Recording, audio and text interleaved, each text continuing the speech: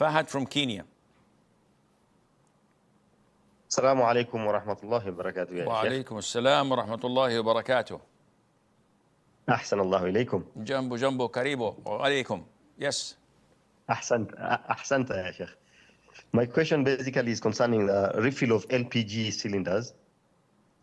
Refilling the LPG cylinders, cooking gas. okay, the butane gas. Okay. Yeah, my cylinder is actually belonging to a different company, but due to the high pricing of selling the refill, I go to refill from a company B, which officially it's not allowed, but I own the cylinder. I bought it with my own money. No problem. You're paying for the gas. Nobody controls whether you fill it from this or that. They sold you the cylinder. Yes, they want to have a monopoly that you always come back to them.